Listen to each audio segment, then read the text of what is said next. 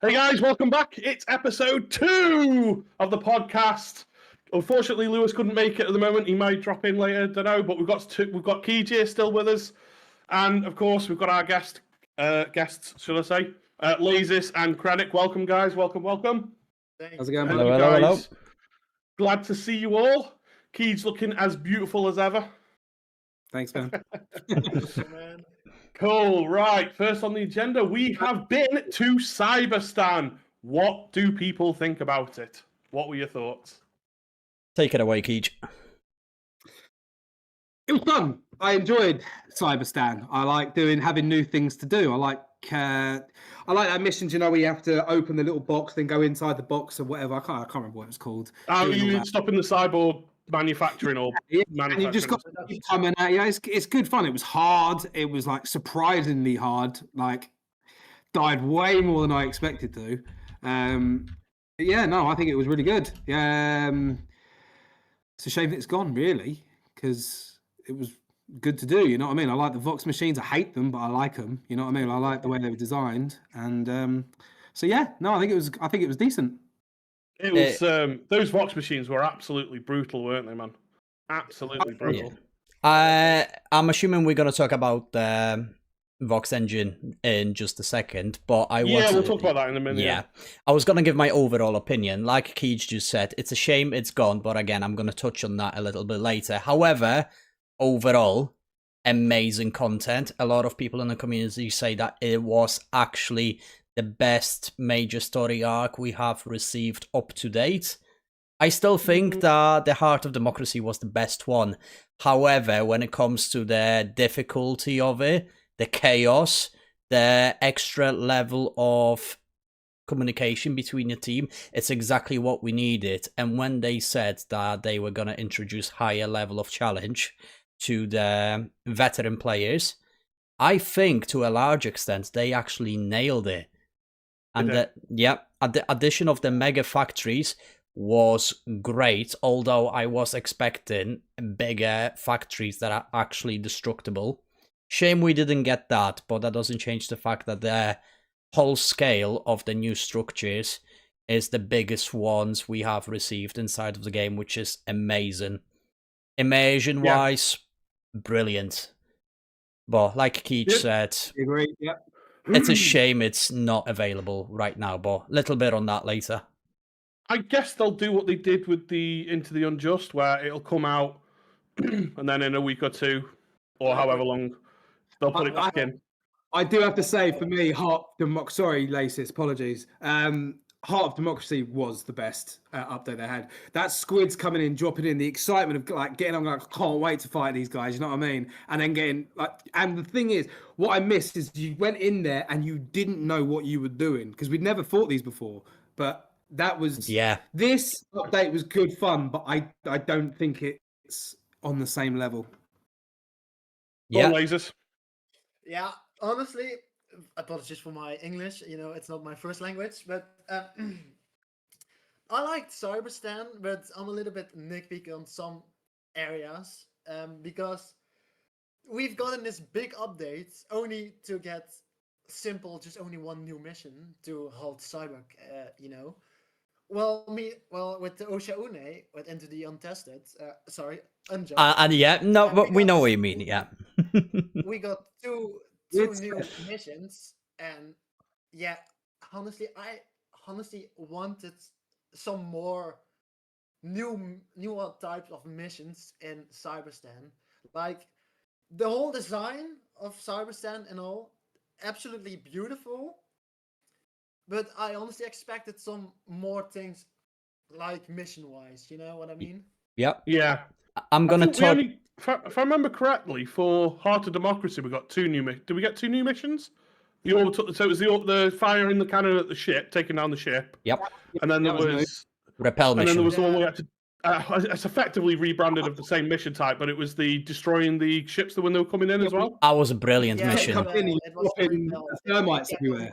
Yeah, thermites everywhere. Yeah. But it was still a new mission type, right? It might be recycled content, but it's still a new mission type, though. Yeah, they kept coming, and we just needed to kill them as much as possible. The first in that horde, awesome. I think in terms of the shock value, Heart of Democracy was a better update. Yeah. Because we'd never had cities before. We were fighting on Super Earth. You know, we had no idea how to handle the squids. You're absolutely right, Keith. However, I actually enjoyed Cyberstan more myself. It was way more difficult, like to a level that we've never seen before. I have never died that many times in missions before, ever, ever. Even when I started out. And so actually, I actually preferred the content on Cyberstan myself. And even according to the Helldivers 2 companion app, I did a little bit of a dig in. Cyberstan is currently holding the biggest amount of deaths on any planet throughout the Galactic War. Yeah. More than Ocean. That doesn't surprise me, because I suppose it is a little bit of an unfair comparison, because they did up the difficulty for level 9 and 10 compared to what Oceania was. And Oceania was difficult, but probably more because of the bugs in it rather than actual bugs in the game, not the actual faction of the bugs. To clarify. A lot of But yeah. During that time, But generally, no, it was absolutely fantastic update, and I think that kind of brings us on nicely to the next point, which is the Cyborg Legion, because that was probably the biggest thing for it, right? I'd have been happy just going in and it just been purely bots, but to drop the Cyborg Legion as well, I thought that was absolutely brilliant. So, what are your thoughts? What are your thoughts on the Cyborg Legion, then, guys? Well, to be fair, I honestly wanted some more than just basically 2 new units, because the Agitator and Radical are basically the same, but one is a bit more heavily armored. You know, it's basically just a new strain, you could say, but it has just 2 new enemy types: the Vox Engine and the Radical Agitator. I honestly wanted, and I think most of the people wanted it, that's from Helldivers 1, that Cyborg Hound thingy, you know, to actually bring the terror back from the veterans from the first Galactic War into the second one, you know, and maybe just a new, different design enemy than what we got. Like, well, I find that that's cool. I like. Sorry, go on. Sorry, no. Keep going. Go on. I do like the way they make their radicals. So, no, I think it's Agitator, the one with the heavy armor, at least. Yes. That he can just enrage like all those automatons near him. I found that like just a nice touch to it, at least. It was a nice touch, but did they actually bring anything to the table, the Agitators? Because I found that as soon as convenience. I just don't like they didn't really do anything other than just be an extra unit. Like the Radicals, or the Jackie Chan as I refer to them, because of the Jackie Chan martial arts, which I absolutely loved. I actually genuinely loved that. The fact that they were right behind you all the time and they could beat the crap out of you. Brilliant. I absolutely loved that. Yeah, no, I agree. They made any noise. Well, that's probably because of there's probably a bug around it, but I don't know that for sure, because there's other audio cues that should be in the game that are not in the game. Yep. Silent hooks, for example. I mean, the thing about the radicals, they very much reminded me of the Stalkers. If you got a radical, you have to kill it, because that thing actually had a ability to get on top of you ridiculously quickly, and those shotguns, absolutely lethal. So they're terrible, the shift in priorities, because of that one unit alone, the whole game style around the automatons had to change, and I think a lot of players struggled with it, because all of a sudden you've got a unit that you need to deal with extremely up close, and your entire loadout could potentially change because of that. Yeah, no, that's fair enough. It didn't affect my loadout too much, but I can imagine it fully well changing other people's loadouts. Yeah, especially if you've got like a light armor piercing weapon. Yeah, so, and then going back to the Agitators, like you said, I haven't spotted anything really like significant in terms of difference between Radical and an Agitator. But it did give me that immersive feeling that automatons kind of got their mage from like RPG games, and they just have like the ability of like a shaman that had the ability to raise its soldiers. Yeah. Reminds me of that scene of Vecna raising the Demogorgons in the last season. If you know, you To know. be fair, to be fair, Spoilers! well, to be fair, the agitators do have like a sort of mechanic to also just hide from shots when you try to fire at them. Yeah. They sometimes try to hide behind walls or something, so you have to chase them to actually shoot them down, you know? Little Yeah. bit of a similar mechanic to what the hunters have when you physically point the gun at them. Yeah, they shift sideways there. Yeah, yeah. No, that's fair enough. And of course, we did mention the Vox engines. So I put some notes here that I thought they were incredibly OP. Yes. But having said that, I think that might have been because when we first started having them, we just didn't know how to take them out. Yeah, you're right. Yeah, I think that's what it is. Because they are. I think they're well designed. I will say the spawn rate was boss though, because the spawn rate was definitely broken for them. Yeah. Like, you just get like 4 of them turn up at once, and you're like, what do I do here? Well, there's three major issues that I've spotted, not just me, but according to many people as well. 3 major issues with the Vox engines. One we already mentioned is the spawn rates. Absolutely. Yeah, man. Absolutely too many. I thought it was. I think I know one of them, but go on. Yeah. One of them clipping through walls. Big one, clipping through and walls. That was the one that I remembered when they were just coming. Like, you got them tiny little grates like that. They're this big. You drive straight through those little grates, and you're like, and they ended up on top of the towers, etc. I'm gonna go back to the towers a little bit later. And the third one, you touched up on it a little bit. Those laser cannons. Oh my god, they shredded through you. They had auto lock on as well. Them 2 main turrets were unbelievable, and that's actually something that I'm gonna tie with, or I'm gonna tie all the 3 enemies into one. All of those 3 enemies had the unbelievable good probability of giving you the hemorrhage that was impossible to heal away, because when you got the hemorrhage, you got about 5% of your health left. You are literally impossible to stim yourself. If you got a hemorrhage, 80% of the time I was already dead, because I had no time to apply the stim. And that, personally, that was the most agitating thing out of the entire update. Yeah, I think Lewis is going to join in a minute, because he's just said he's popping on. So he'll be here in a second. But yeah, no, you're absolutely right. The one thing I noticed about them is if you got ragdolled, you were dead. Yes. Yeah. Those shoulder cannons were, 1, indestructible, which I think is bullshit.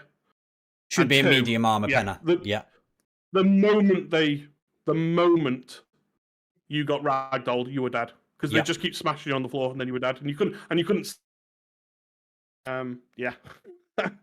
That's And like you said, when they were like dropping on towers and like sticking to the side of towers and stuff, like in Spider-Man, that was that was a problem. I was going to touch on these towers a little bit as well, and when it comes to the towers, I'm also going to mention walls.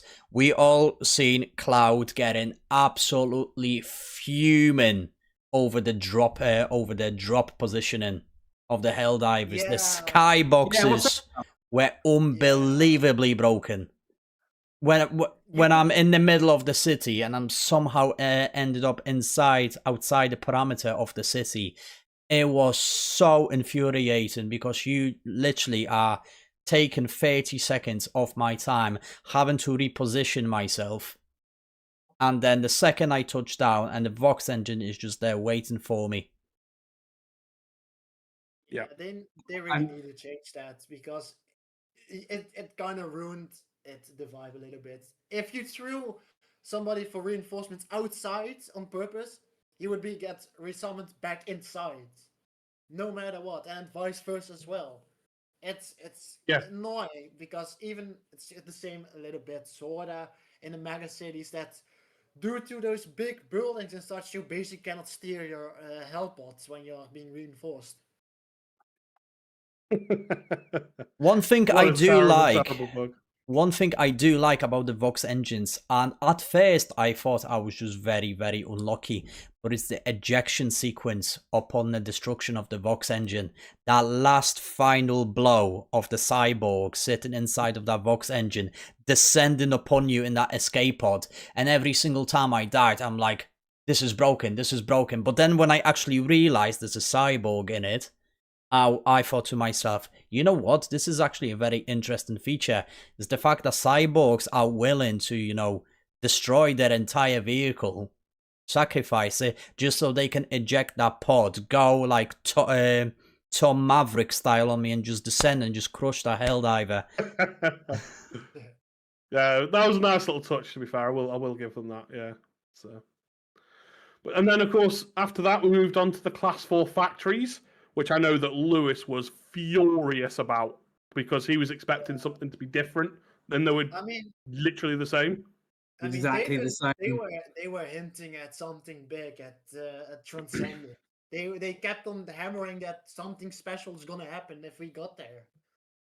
Yeah, and I mean, nothing happened. Maybe there would have been. We don't know. Maybe there would have been if we'd taken something down. I don't know. There is one very specific structure that they have actually added into the game. Obviously, Keiji, you're a Star Wars fan. You know what a Venator Star Destroyer looks like. The window layout, I'm not sure you've noticed in those new buildings. Yeah. And they were supposedly having a hatch on top with a massive automaton banners.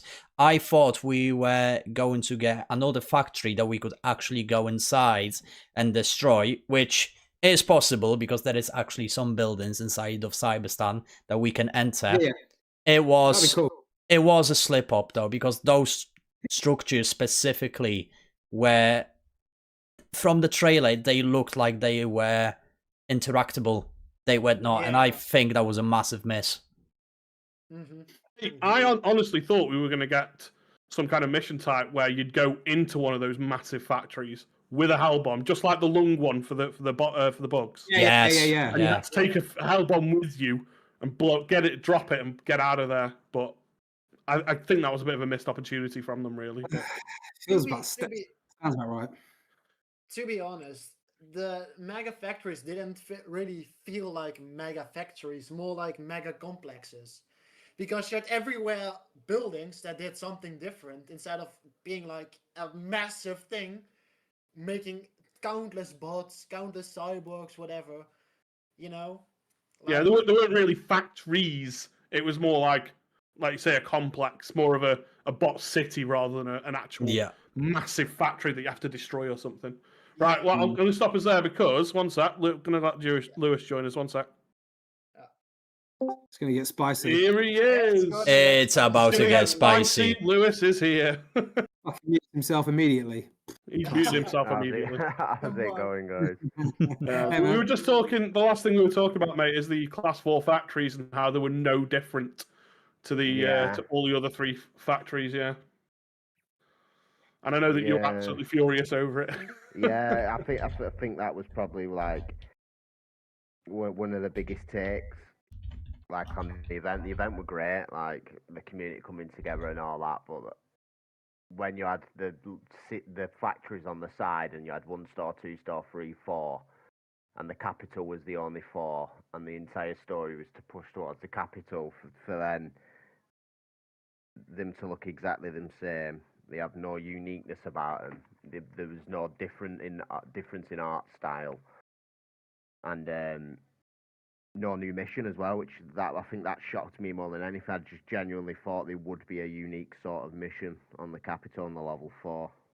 They just added more troops and shit, didn't they? There was just which everyone hates. No one likes Incendiary Core. Nobody. So they're like, what should we do? Let's just throw them in. All right, cool. They didn't even dare to add a boss type unit onto Transcendence. No, and again, that's like another a boss type unit. Yeah, why no boss? Massively missed. Yeah, absolutely massive. But what they probably I have to bring it back though. What they probably should have done is till the final, and then when you get to the last bit, then the Vox. That's when you find the Vox machines. You'll be like, "What the fuck is this?" You know what I mean? You know what? That's probably a good shout. Yeah. Great shout. But no, they They're like, fuck it, take it all, and it's just like cool. But then they add nothing else. It's just it's the same old stuff, isn't it? Yeah, looking back Classic at it now, Arrowhead. that's probably what they should have. If they only had what they give us in the trailers, they shouldn't have even showcased the Vox engines. Nah. They should have just showcased the one cyborg, and then once you dropped onto level 10s or got to the capital, maybe the capital was the best bet. Then unleash the second and third unit and be like, there we go. Because how long was I saying that? I think the hounds are in the capital city. The hounds. I'm And you like add now 90% certain the dogs are in the capital city. They're in the files. They've been in the files for months. They've already got like actual imagery of what they look like when you pin it together. So they're already built. They're there. When would you not? Why would you drop them in a month's time down the line? Why would you not drop them when the heat of the stories about the cyborgs? It's weird. The thing you mentioned the trailer. The thing I also found a bit disappointing was in the trailer they showed CF units fighting automatons in On the open ground field. as well. But again, Yeah. that's what I thought were going to be on the capital. I thought the capital would have. They would have stopped every other planet being able to be dropped on. An urgent message would have come on everyone's ship saying all Helldivers must report to Cyberstan immediately. And just for 12 hours or 24 hours, make every Helldiver who plays the game drop on Cyberstan in that capital city. So it was an actual living, breathing event. Don't matter if you're a bug diver. If you don't like fighting bots, don't play the game. But we want everyone as a community right now to focus on this entire one goal. Because even if we had the limit on the lives, if you took every player and put them on that one map, we'd have started to make progress, and then they could have threw a couple of curveballs in and been like, oh, we found some more reinforcements in another factory. They could have made it an actual pinnacle moment, but it was just like, nah, 3 days left, you can't make it, you've run out of lives, and yeah, everything felt pointless the last 2 days. I didn't even drop on it. That's a point. Does anyone think that was weird that we were only on it for less than a week as well? Yeah, No, the event will last. I would be surprised, but this happens every time. Yeah. It's like, we're going to lose them. You know what I mean? It's definitely going, and then look, boom, they're gone. Yeah. To be fair, Cow's just sent me a message. They're going to leak it. And he said, Cow has just sent me a message and they never come, which is a fair point. You broke up there, bud. Cow's just messaged me and said that how many times have we seen stuff in the files that's not turned up yet? Yeah, loads. The thing also Loads.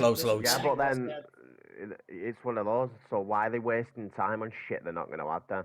Like, how bad could it be for them to spend time and then not drop it anyway? Just drop it. Who gives a fuck? It's the same with the CF stratagem, you know? Yeah, but the thing about who cares? Just give it us. If it's broke, fix it. But don't waste development time on something and then scrap it. If they drop it untested, you know everyone will give them shit. But the carpet bomb's been in the game, mate, for over 18 months. I know, and still not got it. Just drop it. There's no way they've not tested it.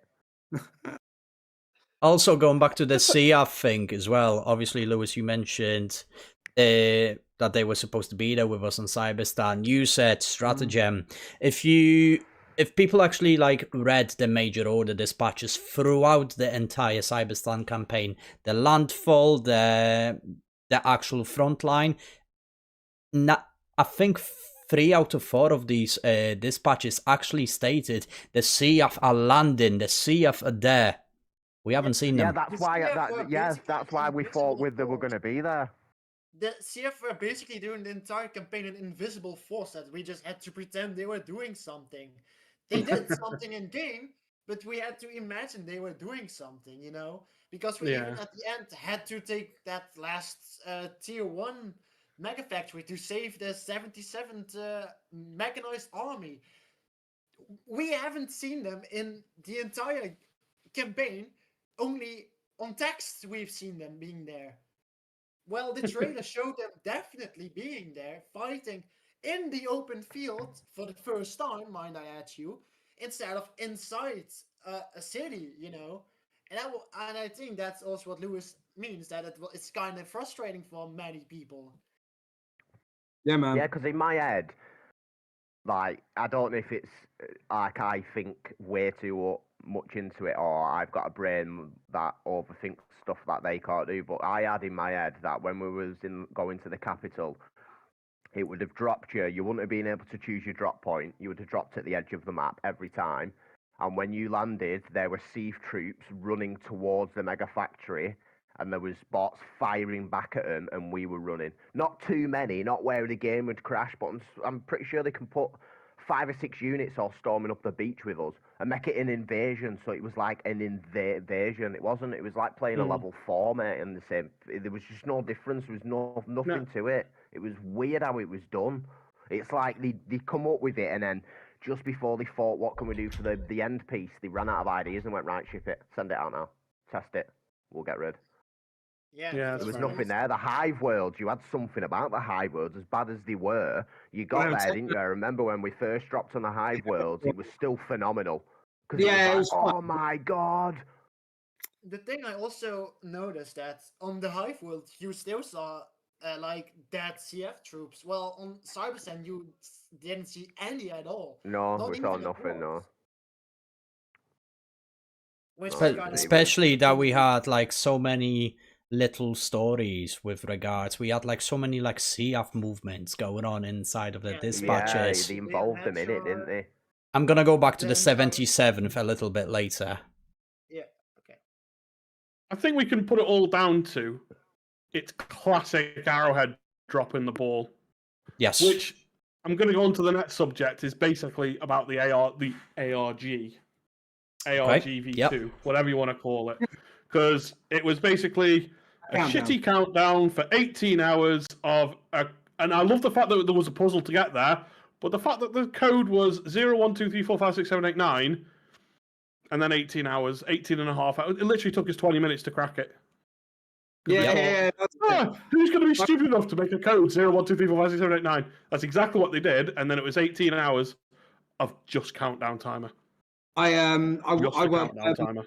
was watching Cloud stream and I was about 20 minutes late to the stream, and by the time I was like, "There's a countdown," I was like, "What's this for?" It's like, Yeah.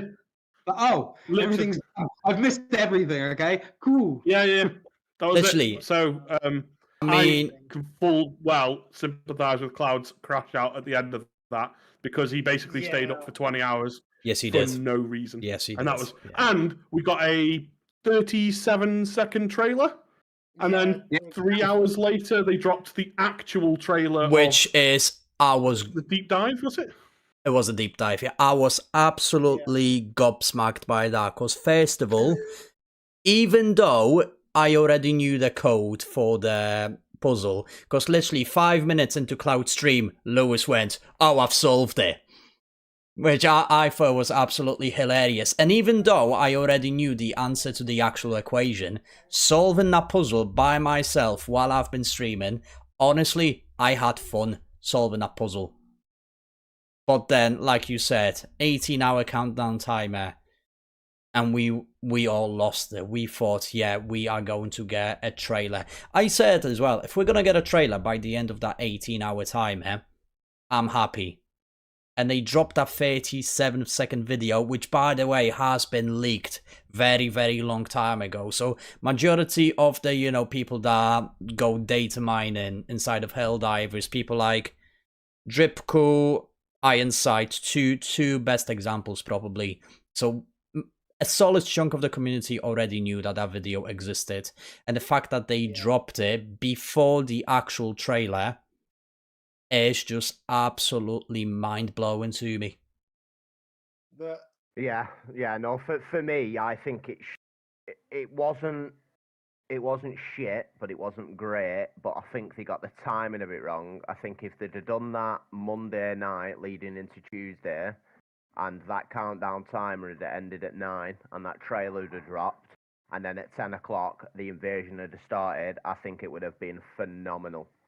let's But not the fact forget it that. was a fact it started on a Sunday, ended on the Monday, then gave us 24 hours before it happened, and then dropped a 20-second trailer that leaked weeks beforehand. If that had been done the day after, So it landed on Tuesday, right when the update dropped. It would have been brilliant. But they also It was went just a poor timing. during the ALG. They also just did stuff in game to build up hype with kill the one true flag, kill so many true flags, did those dispatches and everything. To leading up to just that 30-second clip, just ruined the hype. Poor, isn't it? I Yeah, just think it's poor planning. yeah, Very poor planning. Yeah, I agree. What I think they probably should have done is you crack the code. Should have been a harder code than 0, 1, 2, 3, 4, 5, 6, 7, 8, 9. Let's put it that way. And then maybe after that you got the 37-second trailer, then the 18-hour countdown, then the deep dive after that, and then immediately, like Lewis said, had dropped the actual drop the content or something, or half an hour later, whatever. Every couple of hours, he could have dropped one of the 3 deep dives they did. Like, say, on 16 hours, drop the first deep dive. And then on the 10th hour, drop the second deep dive. Then on the 4th hour left, drop the 3rd deep dive, the one where it showed the units and that. And then when it ended, it was, boom, that actual really good trailer they did. And then it's like, out now, and it's like, what? And then you go on your game, and it's like, boom, right, everyone's fucking ships are getting warped to Cyberstan. Everyone's, don't matter who you are, don't matter if you're a bug diver, squid diver, you're getting dragged there. Yeah. At least for one mission or operation or something, yeah. Yeah. I think that would have been fair. Yeah, so you were partaking in the event, yeah.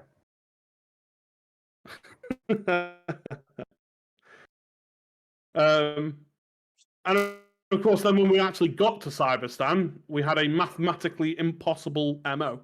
So don't quote me on this, but I think it was something along the lines of 200,000 divers doing 40 operations, which is 120 missions at level 7, 8, 9. Yeah, it is 3. We were never going to get 200,000 divers 24/7 for that entire week. Yeah, it had to be 200k divers on for 24 hours doing 40 dives, 40 operations each. 40 dives. Constantly. 40 operations. Yeah, sorry, not 40 dives, 120 dives. So, I mean, how many operations do you do in a night on an average gaming session? If we're having a really good time, maybe 2, 3, yeah. I'll be honest here, and this is going to piss people off, but I don't care. I usually just tend to do a couple of missions in each one, then jump to a different operation if I can't be bothered to do another 4. So say I'm going to the free, doesn't it? It says I'm going to do. Yeah, I'm going to jump in for an defense missions. What's it called? Eradicate. Yeah. So I want to XP. I want to XP up a weapon. Do you know what I mean? But what's the point in having to rig them up? Well, the thing is, though. Well, yeah, no, I know. So this is where I want to go back to the CF dispatches, 77 in particular, and I'm actually going to say something a little bit controversial here. I believe that if we didn't touch the 77th and proceed with a Transcendence, I think our chances of actually winning a final MO would be significantly higher. Whether it would actually be completed or not, I'm not too sure. Well, I don't think they'd have ended the story that quickly. So I think that was also an impossible MO as well. Okay, that's fair. Yeah, I don't think. Even if we'd have ignored the 77th, I still don't think we'd have been able to have done their MO. I think it was stacked from the start. No, like the 7th. Just here's a tape. You're gonna get it in 4 weeks. Sorry, Lisa. Yeah, we should have raised Lazaf when we got told to. Yeah, that's what cost us it phase 1 and phase 2. Well, and not necessarily we should have erased Lazath, but we shouldn't have wasted fucking countless lives on Aurora Bay.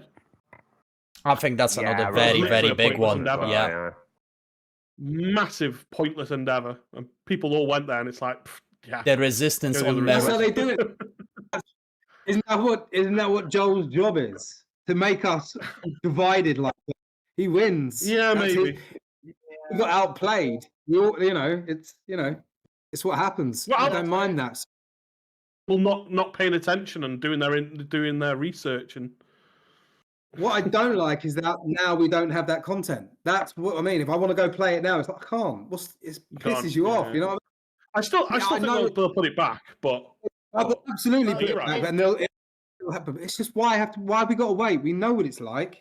You know what I mean? They have just drop it. Yeah.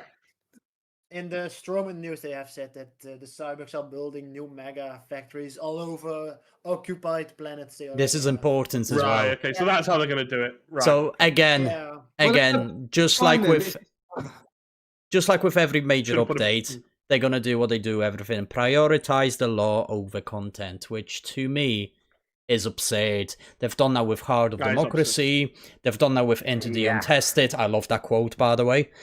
And now they're doing this here. Repeating old mistakes. Repeating The old mistakes that clearly community has been saying left, right, and center that, listen, you guys, you drop a content.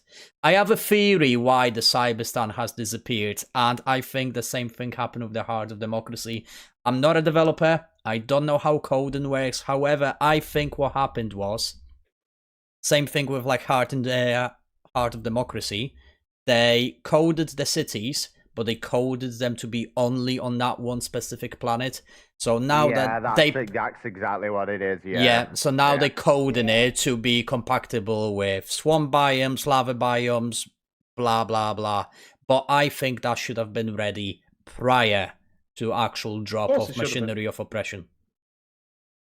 Well, so I think I'm going to ask a question here, and it is from Cow, so I'll give Cow credit for this. But he's basically said, are expectations so low for Arrowhead?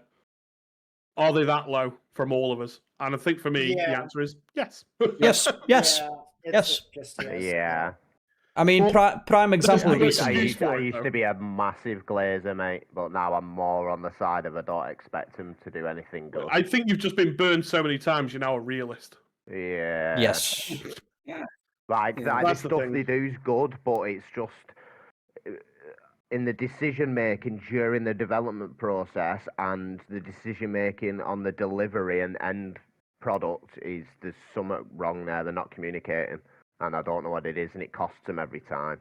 Like, I mean, they can build hype, they can build content. When they cook, but then it gets to the where it's like the delivery of it, it's like in our heads, that's what they should do, and they do the laziest, complete opposite of it. Laziest. It's the wrong outcome every time.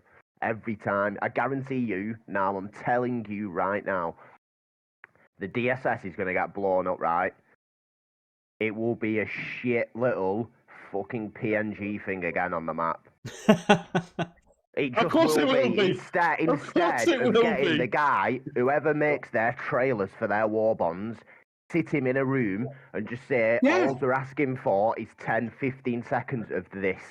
We just need this in a little trailer or something, and he just goes boom. And then in game, you don't have to reset your game. You don't have to jump to another lobby. It just automatically pushes it to the camera screen on the TV. You go to it, the camera will just drag you there like it's forced cutscene. Yeah, you can if you want to skip it, you can hold triangle or some shit just to. Yeah, but it forces you to watch, and then it shows this little cutscene. The DSS has just been destroyed. What the hell? That's all they need to do. It's not going to take them months.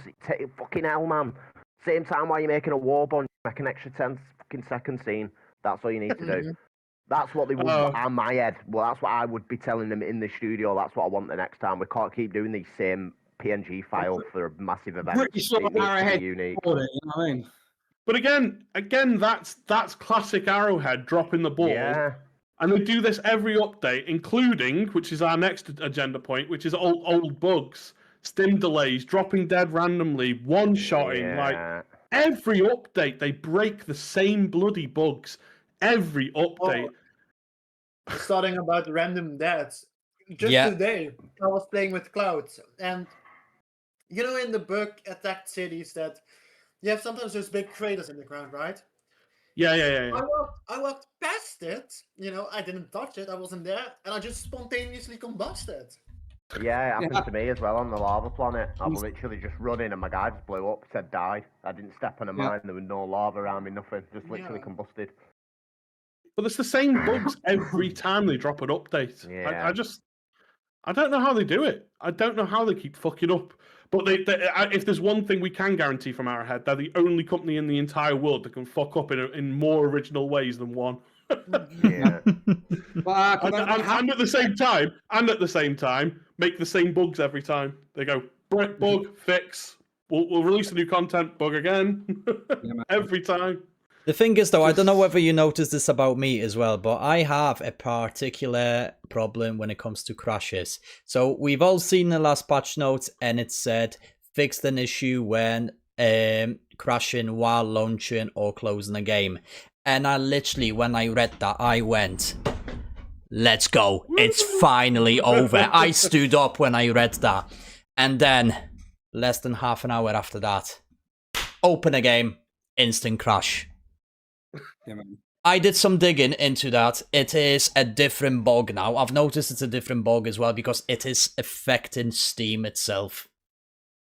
Which is, I basically need to close my game through Steam, wait about 20 seconds, and then launch it again. And it's probably going to be okay. The amount of times I'm crashing at launch now, it's significantly lower. However, once they fix something else happens pretty much straight away. There's no consistency when it comes to the crashes, etc. However, I will tell you one thing that they actually did well with this update. Except for my crashes, performance-wise, it's actually done pretty well. I've been thinking that. Like, we're not just here to fucking bury them, you know what I mean? We're still going to give them the gold where it's due. Like, meta-wise, when it comes to balance, like weapon balance, I know it's a bad word we all hate, but every game needs balance. It just has to. But I think it's in the best place it's been in ever. There is so much choice on what is good. There's nothing that's terrible. Even the worst weapons are still viable. And performance-wise, it's running pretty good. Like, I'll still get the odd crash like Krennic said, but that's genuinely a PlayStation issue. It's not Arc Raiders. Just a PlayStation every now and then will just blue screen and send you to the title screen. But when it comes to balance and performance, it's actually in a good spot, to be fair. This is where they now need to start nailing content. But then the worry is, like Bordeaux said, every time they add content, they're just going to break 6 or 7 more things, and then we're going to be back to a 60-day plan again. Yeah. There is one thing that we haven't got on the agenda that I wanted to quickly touch on. Just your overall opinions on the Bastion tank, or a tank destroyer, it should be called to begin with. Poor. I like. I think it's alright. It's fun. No, if you put it against fighting against them, no, it's poor. But fighting against like the bugs, that thing's going to absolutely destroy them. You know what I mean? Going against it's still poor though, bro. It still takes like 2 stalkers can kill your tank in under 20 seconds. That we mentioned Can they? the tank, they you know at the Tom-Toms you got those little guys with the rocket launchers, right? Yeah. Their durable damage have been secretly increased from 30 to 100, and they can basically almost destroy your tank with a few shots. Yeah, it's done it to mine. I dropped mine in, one rocketeer fired a rocket at it, it made it smoke. By the time it landed and we got in it and we drove 10 meters, it was destroyed. That's what I mean. That's what I mean by bad. As a strategy and its firepower, it's great. But it just doesn't take enough damage for a tank, man. It just doesn't. It's also the reason I it's got the same Cyberstan, because when you call it in, you know, everybody will aim for the tank instead of you. They just only switch off. Yeah, that's true. Yeah. And it's the same. I would rather go in with the mech, the autocannon mech. To be fair, I'd rather go in with that than. I fully agree with you. I would as well. I would always pick the mech over the tank at the moment. I would say that the mechs and the tank have got the exact same problem, which are firepower is great, paper thin armor. Yeah, literally paper thin armor. It's literally like terrible. At least with the mech, you've got quick fire, and you can use 2 arms. You know what I mean? It's I know you can as well. And fair enough. But then there's another thing I wanted to ask. I don't even know if you've spoke about it or not, but I only noticed this the other day. So my mate came back. He's been playing during the Cyberstan campaign, and I went to do commando missions with him, but we couldn't do them because he doesn't have any silenced weapons. Because the only silenced weapons are locked behind Warbonds. Now, shouldn't they as developers think, right, not everybody's going to have these 2 certain Warbonds that have stealth weapons, but we've added a new branch of where to play the game that involves stealth. Well, the only true way to do it really is through suppressed weapons. Right, well, we need to add suppressions as attachments for weapons then. Am I the only one who thinks that is that's a No, you're right. solution? Absolutely right. They should. Because I never thought about it because I've got stealth warbonds and I've got suppressors. I didn't think about it when he was like, I've not got a suppressed That's a weapon. good I was shout. like, what do you mean? Good shout. You haven't got one? He went, I've not. And I had to go through all the warbonds and I was like, oh my god, it's 2 warbonds. I've got the stealth in it. That's it. Redacted You know what? the Halo. There is You know, no progression. Money, mate. Yeah, exactly. I know, but in my head, I'm just like, what? Why wouldn't you just give suppressors as attachments? Just Because now they can put another suppressed weapon in a different warbond, and you were like, all right, I want that. Or then they can do it again. You know what I mean? Whereas if they give you suppressors, you can put it on any weapon, and that's it. Done. No more suppressors. I mean, sorry, no more money in the warbond. No, it's another idea. You know what I mean? Sorry, go on. The only counter argument I will say is that you can earn the in-game currency to be able to pay for the war bonds.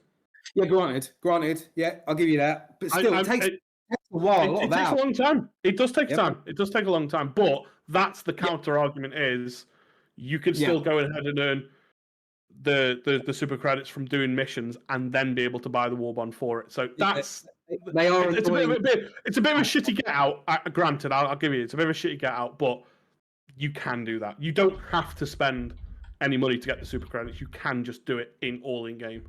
Yeah, but I know. That's fair. So. But they did decrease the chances of getting super credits. It's well, that was uncalled for.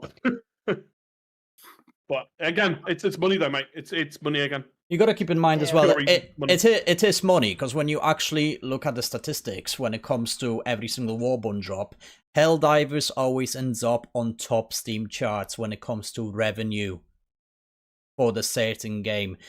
They came second. I don't remember which Warbond it was exactly. I think it was Masters of Ceremony.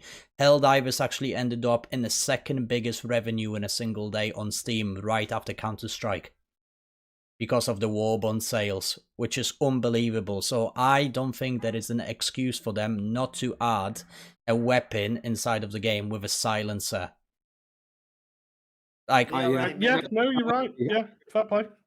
I think it's completely fair. Yeah, fair point. Yeah. I don't know. I've got no comeback to that because you're completely right. There is no excuse for it. Other than you can get around it by saying you can earn it. They were around the top 5 when Redacted Regiment was released. They were around top 5, top 4. Yeah. Yeah, it's always in top 10 during a Warbond every time. Every time there's a Warbond, they're in top 10. To be fair, one of the things that me, Keej, and Lewis discussed the other day was each individual Warbond and what we thought about each one. Actually, that might be made for a good, interesting future episode. Actually, to go through. Yeah, the it would be actually. Yeah, everyone everyone will have a personal favourite that somebody won't like or agree with. Oh yeah, we're gonna piss people off as well. Anyone that's listening. Yeah. I think I do that just with my face, mate. So it's all right. I mean, you did it with me when we went over because I like the Blitzer and these two fucking hate it. But you know, Excuse me. Let's not go down that one. But let's save that for our actual episode of that. Moderator's ban this guy, please. Just to let you know, Keej, the Blitz is shit, mate. right, It's just a team killer. Bro. It's just a team killer. Anyway, so anyway, bringing it back to our agenda then. So, still not learned about storytelling. What do we think about the storytelling in the game, people? What do we think? As a writer myself and being interested in lore, I hate the way Arrowhead does their job because they create their own lore, but they retcon it at the same time. Man.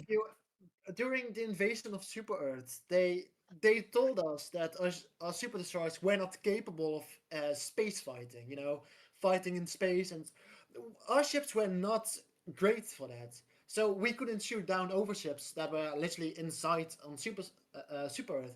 But when we launched this intense assault on Cyberstan, even when you're not even choosing a mission, you just see outside us shooting down automaton warships. They just went into their own lore, just breaking And it. the war and the automaton ships are bigger than the squid over ships as well. Yeah. I agree with everything he just said there. I agree with it all. Yeah, we should have been shooting them down from the start. And the same, that's a massive cannon that's buried on the ground. That's like fucking 50 meters long. It takes down an O-ship. Okay, cool. That's all right. But that tank, that's so tiny, can shoot down an overship as well. That does not work. They I don't know what they are doing, but they are just I'm a bit speechless really, because they are so piss poor at telling the lore in their own game. It is unfucking real. Unreal. It really is. It's the same right now with the current MO, because during the invasion of Cyberstan, we had a few like advisory strategic opportunities, whatever. Everybody knew when we had that bug advisory that this would backfire at us so badly. Like, nobody in their right mind would grab a Titan class egg. What are you gonna do with a Titan class egg when you know damn well it can literally eat you up when it hatches? And what happens now? They hatch, and we have an entire ammo about this entire thing. It's like everything we win will backfire at us, and everything we lose will backfire at us. We cannot win. We literally cannot win. So much for them saying it's not a grunt fantasy, eh? It's almost like it's a Yeah. great representation of Arrowhead itself. We cannot win. No, Yeah, no. from a writer's perspective, because I'm writing a book myself, it just hurts me when I see this happening all the time. It really pains me. But it's the same as when they do stuff with, when they find the Star of Peace and the Meridia Black Hole. I think Lewis said this earlier. We just got a PNG on screen. Thanks, guys. It was the same Great way to tell your story there. PNG changes. Great. It was the same when Meridia destroyed those 3 planets. Meridia. Like, the first planet, okay, they learned from their mistake. We could give them the benefit from the doubt during the second. Did they? Did they learn from their mistake, lasers? No, they did not. As I was about to say, they did not learn which was. Oh, they did not learn. Fair enough. I must have misheard your apologies. Meridia was peak. Meridia was the peak of Arrowhead. Not Arrowhead, sorry, excuse me. Lore-wise, anyway. Lore-wise, yeah. No, even fun for me, because do you remember when I know I bring this up all the time because I absolutely love it, but I loved the jump pack that you had because it was different to the other one, and it was hilarious. If anyone standing next to you, blow them up when you didn't know. It was funny. But yeah, no, and then when you get all those shriekers at the end, that was so unexpected and awesome. Had my breaker incendiary just picking them out of the sky. Oh, it was the best. But no, anyway, sorry, carry on. That was the peak. Keach had his moment. Yeah, this one. Yeah, sorry. I need a little freak out there, man. Sorry. Yeah, but it's the same that Arrowhead keeps wanting to keep the game to hold onto its own lore, but they really fail to hold onto their own lore when they continue making stuff. Because even now, like, we fought like Cyberstan for like 2 weeks, maybe something around that, for like so long. We destroyed so many troops, like 4 billion only on Cyberstan alone. Let's not forget Lizard twice, Aurora Bay twice, Short Bay, and Merak, I think it was called. We took down so many automatons, and literally not even a day after, they can already launch a level 32 invasion. Like, Yeah. we know that they use our people to create their own machinery, but when we destroyed like so much of them, they should at least give them like a day or two to at least create their own new troops again, instead of like, that's you took that from us. We give you a big middle finger and just say, yeah, we just do this. It does. I think that's one of the things that people have said all along, is how the fact we could just take a planet and then the next MO, the planet's taken back again immediately. Yeah, it's like, and it's very much the same rinse and repeat cycle, isn't it? We take a planet, we move somewhere else, suddenly the other planet's back again in their control. Yeah, it's just the way that they operate at the moment, and I think it's really, really poor. Yeah, and yeah, Not really much else to say. It's just piss poor. Arrowhead, yeah. get better. Get it- better it at telling your story. It's your story. How can you be so shit?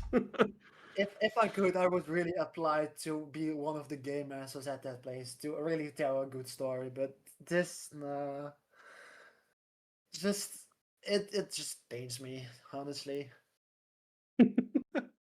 Our frustrations, which again goes on to our next point of no progression or endgame content. Hey, I actually have a We are very good bashing one for hard on that. Arrowhead tonight. It shouldn't have been this negative, but we might come on to some later stuff later on that might redeem them a little bit potentially. Bas- Might. Baskinator, if you're watching. Yeah, no progression, no endgame content. What do people want? Yeah, do it, mate. What do you guys want to see in for endgame content or progression? Anything? Right. Just ideas, just throwing them out there. For progression, like Krennic just said, to add suppressors and such to like already existing weapons, you know. Attachments, more attachments. Yeah, more attachments. It's yeah. Attachments isn't really progression, though, is it? Well, it's still something that keeps us going, but it's the same with like we already have these like enhanced stratagems. We need something like new ammo to literally unlock these stratagems permanently instead of like randomly. Yeah, you need this for like a day or something. Here you go. Yeah. Keej is dying to jump in. Go on, Keej. I'll tell you, I can't stand that we can't do anything at the end. Why can't they just? I don't care if they change the whole system. Give me a reason to collect samples, because I don't have a reason to collect samples. Nearly everyone I end up playing with, don't get me wrong, you occasionally see like players at like 64 or less, whatever. I don't know, but then you'll pick up samples, yeah. But 9 times out of 10, it's everyone's 150. Okay. Yeah. And what's the point of picking them up? You know, you're just going to get told off by the thingy anyway. Who gives a shit? I can't remember what position she is. The bald woman. Yeah. She's not the shipmaster, is she? She's the. Or is she the shipmaster? Technician. Might be. Yeah, she's the shipmaster. Yeah, every time you can have max samples and she comes in. Shame there isn't more samples. What? How about you get in that hell pod, love, and you show him how it's done? I love that. I love that meme. Yeah, I love that meme. It's so good. It's so good, that meme. Just give us a reason to collect them. I don't care what the reason is. Just give me a reason to actually collect them. I'll get you samples. You give me a reward. I'm happy. You know what I mean? Level 6. Level 6 modules. Right. So when it comes to those level 6 modules, I'm gonna tell you right now, I don't think this is ever going to happen. However, there is a very nice alternative to it. I'm not sure whether any of you guys have been playing World of Tanks or War Thunder before. Yeah, No. I do. So I already know what you're gonna say. Yeah. I already know what you're gonna say. Yeah, because me and you actually had a chat about this a few days back. They basically have a skill tree where you need to collect 2 different currencies to develop the engines, the guns, the tracking devices on your tanks, etc. A skill tree that would cost both requisition and samples to develop. So let's say you're gonna spend about 40 rare samples, 60 normal samples, and like 30,000 requisition that allows you to make the jump pack go 20% further, or have like a big like overall massive sample collection when you increase the fire rate on all SMGs by 5%, or have the ability for the war pack to jump a little bit higher, have an extra C4 and a C4 backpack. The opportunities are endless, and with every warbond, this skill tree that I would like to have, same as it is in World of Tanks, I would absolutely love it, because we would have endless opportunity to constantly expand on the arsenal in really tiny ways. Similar perks that the ship modules used to give you, but make them stratagem specifics as well. You know, you're gonna laugh because Cal messaged me just before you started that and said, "Use our samples to upgrade stratagems." Quite literally, as you started saying your sentence, he messaged me with that exact thing. So, Cal is in your in your realms of thinking there, man. That's jokes. That is. I would also wish that we could just like optimize or like, yeah, I think it's the word is optimize or customize, to customize our Helldivers armor, you know, because if you look at the front page now for Machinery of Repression, you see like some Helldiver has like a ripped Super Earth cape on its chest, one has like that Super Earth CF teddy bear on its side. Why can we not spend like requisition slips or common samples to buy those accessories to add onto our Helldiver? Not to mention that's law related as well, because we had the hospital. We have a picture of from the children's hospital back where we liberated Vernal Wells. We have that picture on a Super Destroyer. Why can't we not have any more of those like little things? There's plenty of room on a Super Destroyers to introduce. Like a trophy cabinet. Yes, basically. Like a trophy cabinet. Basically, like yeah. I can't take credit for this. I'm sure Lewis has said this before now, but use your samples to have armor shadings or weapon shadings more than what we've got now. So, for example, if anyone remembers this, for Cloud Plays, for his 150k, we got him a diver that's got the BO1. Is it BO1? Whatever it is, the original Helldivers outfit, but instead of it's the black, but instead of the yellow, it's red to match his colours. Why not allow people to do that? And like just have armor shaders. Well, Hannah just said as well, what about using samples for one-time extra thing? Like instead of getting 2 500 kg spell samples while diving to get additional 500 kg. Additional 5, yeah. That's again like a mission specific. Yeah, thing, that's upgrading stratagems as well, and that is actually a very, very good way to do it. Yeah. I like the fact of just a permanent upgrade. So you know, some of the experimental ones that they did. You know, you've got the something with the smoke, Gatling, walk and smoke, Gatling fire, and EMS. Why not be able to have those options where you can have, you know, be able to say, okay, I'll spend an extra 500 samples, and then you've got the two options. You can either take the normal Gatling barrage, or now I can take the experimental one. You probably never take the normal one, but at least give you that option to do that. Why not have something like that? Like, you know, I'm hoping that's what's coming. I'm hoping, like, the fact that they're actually doing experimentals, I'm hoping it's not just a whim that they've done and thrown into the wind. I hope it's not that anyway. Yeah, why can't you just give it to them? You're not give us them. Why not? Again, you're giving us a few times. Just let them have them. Yeah, Lewis has said it before. Just let us have them. What? Or something a little bit controversial, but why not already put in the clan system? We know we've been talking about it for a long time, but we can like spend our samples on the clan system to like get additional rewards, like new stratagems, new armor sets and such, that you can only get from like the clan, not from anything else, you know. I actually love that, to be fair. I'd love that.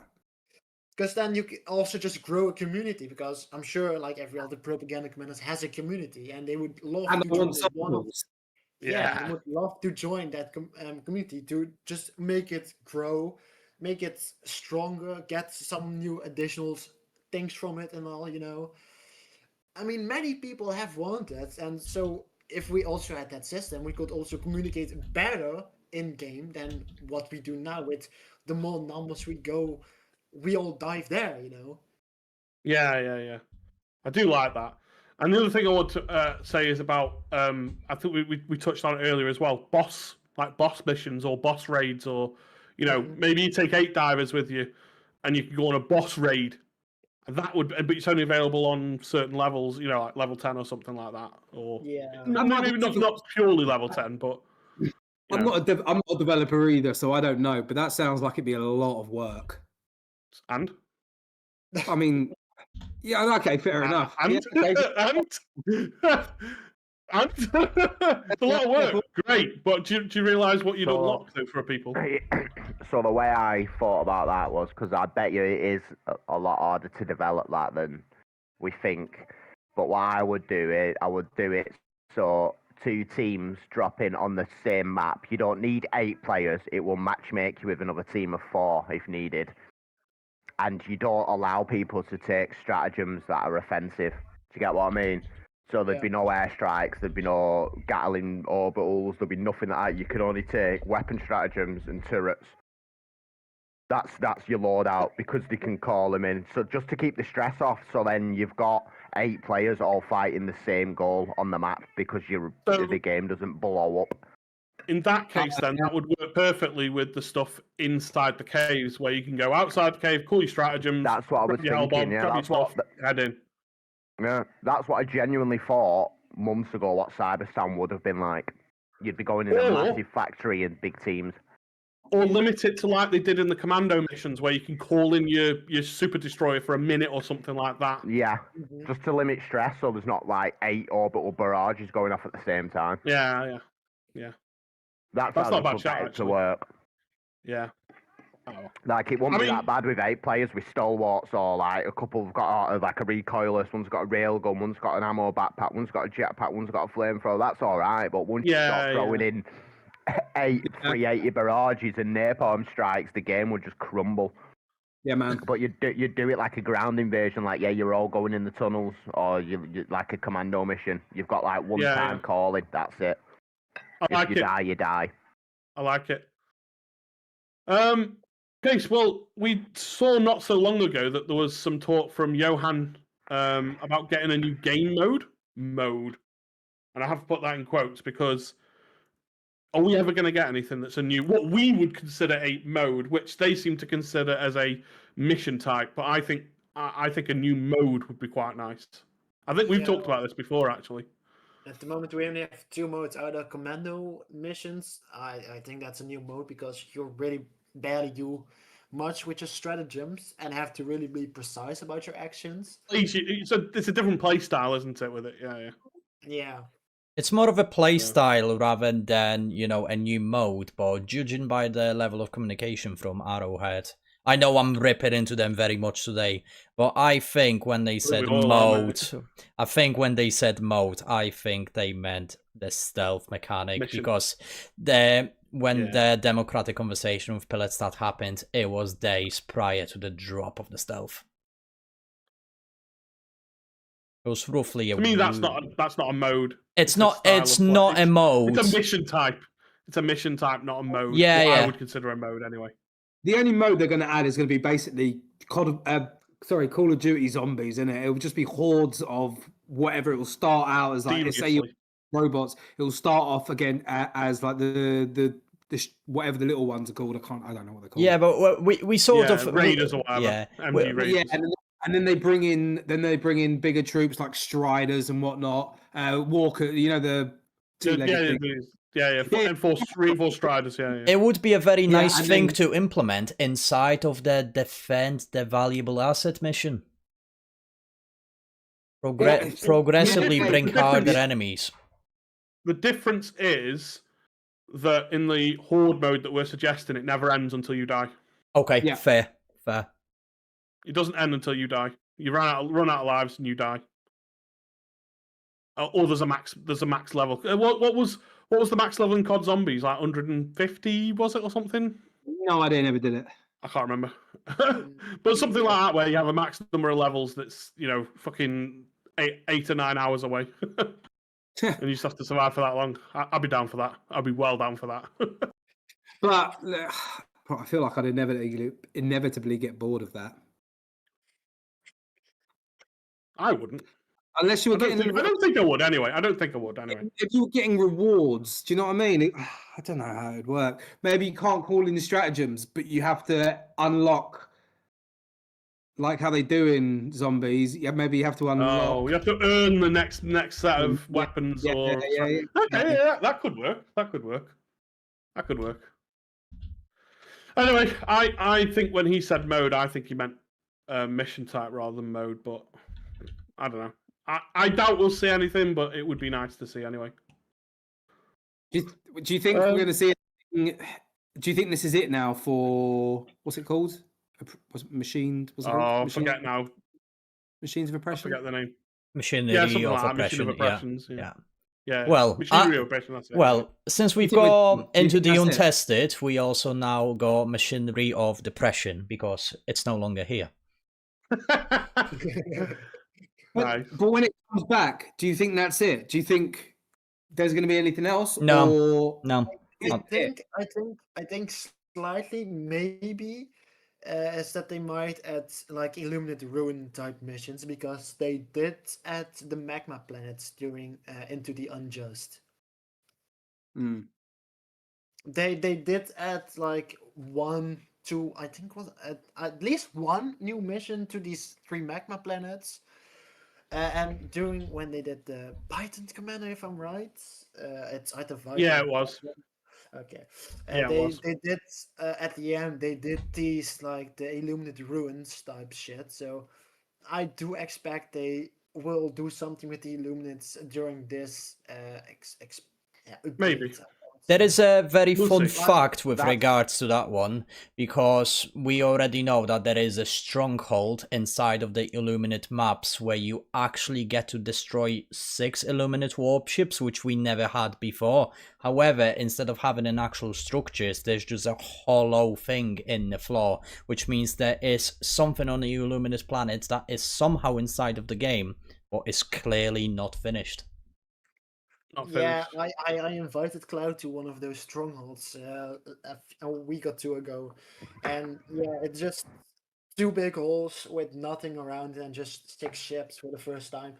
But they are only, which is strange, but they are only on city maps instead of like those massive open maps, which I did notice. And unlike automatons or bugs, we do have like strongholds outside of city maps instead of in city maps. Yeah, fair enough. I'm looking forward that's... Go on. to seeing that. No, I was going to say I'm looking forward to seeing that. It's probably been a long time coming because we've had them fortresses and mega nests for. Is it a year yet? It's not quite a year yet, is it? Since the escalation of freedom. So when was that? First update. I think it might have been No, maybe it is over a year then. Actually, then I think it will be Well, I'm not like entirely sure. But the squids were the only ones. Squids are the only ones without mega Yeah, mega fortress it'll or be whatever. it'll be a year. I think it'll be 2 years this December when the squids came out. And then Yeah, well, they're also the only faction without a sub faction as well. Yeah. and we all know Just what to go sub back on faction overdue. we want. We Just to all go know back what we onto want. Go on. I was just gonna say we Go are on. still waiting for cultists. That's all. Yeah, but no, going back, again, coming. It's the happening. reason also, the reason if you also go why I back to the feel like- Warbonds, what you was on about before, right? This is what makes me think that when they had the problem with the bugs and they delayed content, right? Siege Breakers is bot themed. Redacted Regiment is bot themed. Yeah. Python Commandos is Illuminate, right? So they dropped the Squid Warbond, and then the storyline started to heat up about Cyberstan, and then they dropped the 2 bot ones. My theory is that Python Commandos was meant to be dropped next, or the next one after, leading to the squids, because in the background of the picture it has ruins, right? I think they dropped that Yeah. because that many people were pissed off it'd gone dry for weeks, and they were like, we need Yeah. some sort of fun thing for them to play with, right? Give them the Gatling gun, give it them early, because I don't get why that's squid themed and then it suddenly goes to bots, and we had nothing no. revolving around that Warbond. Every Warbond is tied to something story-wise. That wasn't. Yeah. Yeah, and I genuinely thought still during Into the Unjust that during the Into the Unjust we received the magma worlds, as we know, but I thought a bit later down the line we would get something about these Illuminated Ruins, because we had during the Unjust like 2-3 major orders about those ruins, and really we never got anything else from it afterwards. Right. It's an interesting thought. It's an interesting thought, definitely. Well, we started talking about Warbonds, so should we talk about the Warbonds that have dropped since episode 1 then, shall we? Yeah, all right. We're Let's going do over it. it now, are we? Yeah. If you want to, if that's what you want to do. Sure. All Warbonds or No, just the last 3 that have been. So we've had the Killzone Warbond that released. It was released after we recorded the last episode, but before we dropped the episode.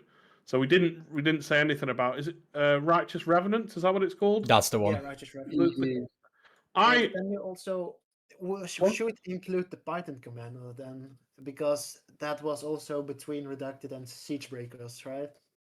Oh, that's a good one. Yeah, I missed that. Yeah, okay, yeah, we can talk about those then. That's fine. Well, Let's go back to the Killzone Warbond, because I don't really use anything out of the Killzone Warbond. But I know that you do, Lasers, so you've Yeah, probably got some thoughts on it. Yeah, well, I'm a bit biased because I genuinely love the lore and the game Killzone. I adore the hell gas. So when they launched for the first time those stuff in the Superstore, I grinded my ass off to get the first page. I did. And Yeah. like to be fair, the weapons are and such are cool, but playing the games myself and such, I did feel like the guns were a bit misjudged. Like the sniper, it's medium pen, but honestly, from my experience in the game, it should have been heavy armor, and like the assault rifle, I generally felt like it should have been medium armor instead of light armor. That's just my take on it.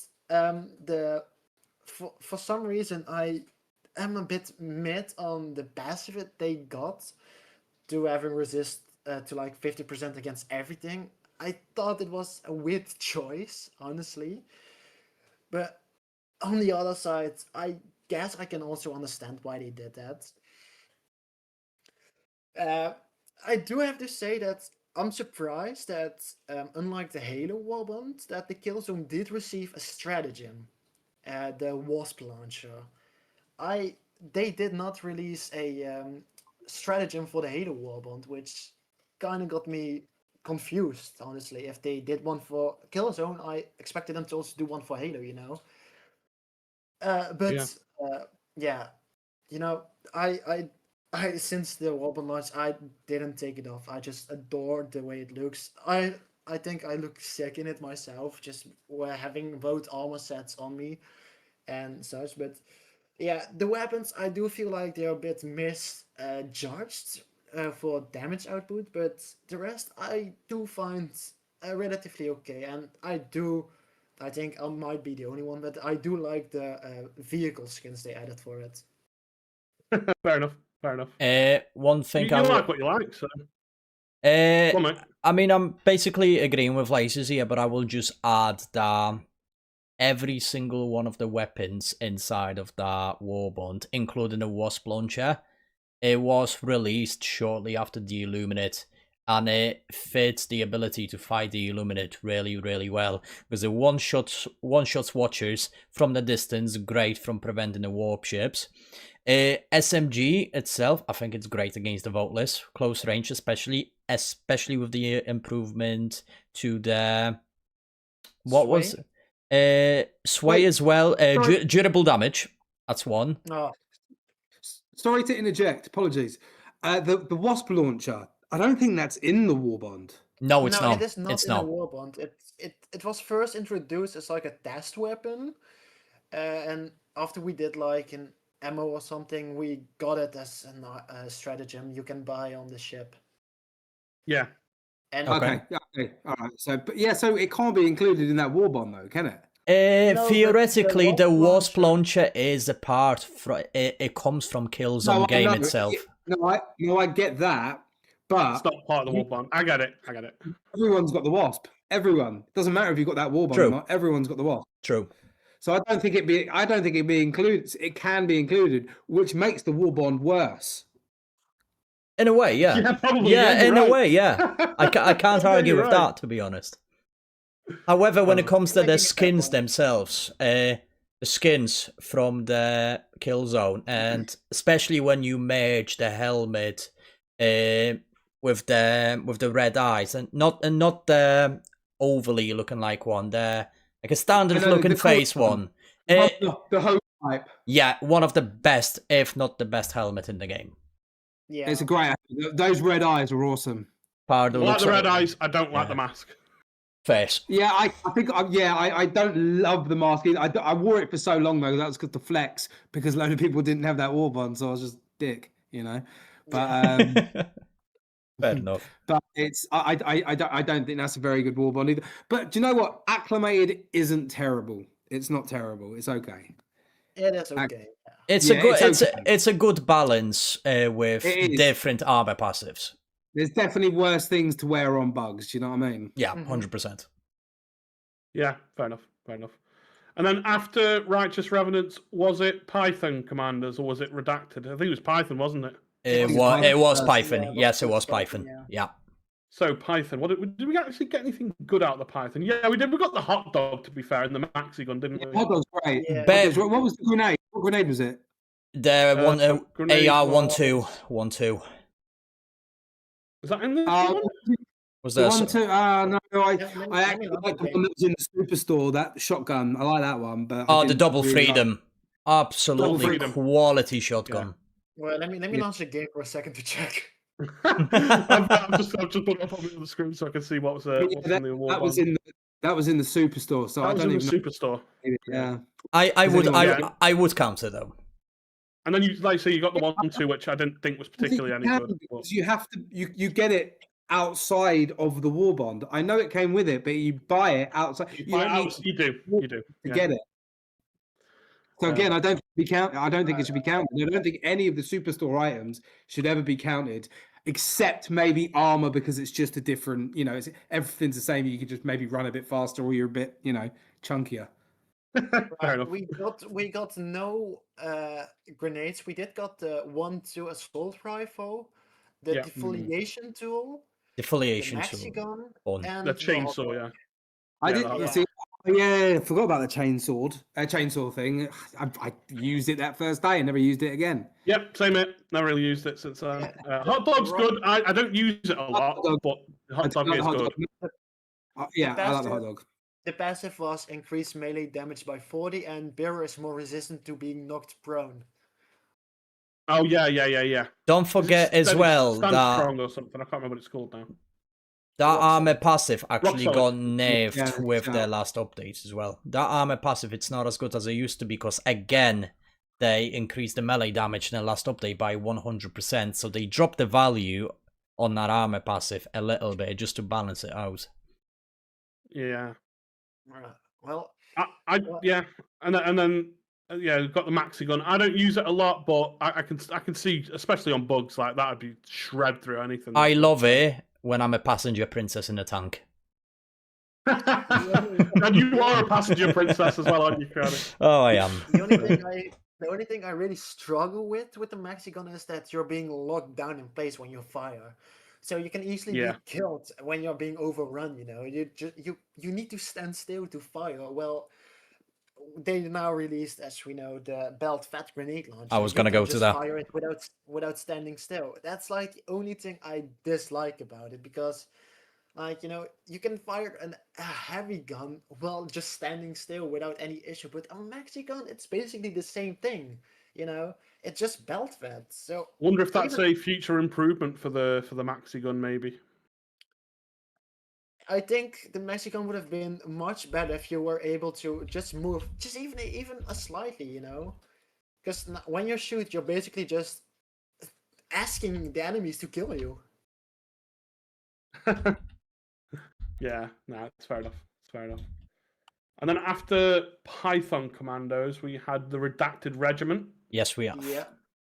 Go on. What do we think about that? I'm not gonna lie to you. Visually, it's an absolute win. These are some quality looking armor sets. Armor passive, personally, my favorite.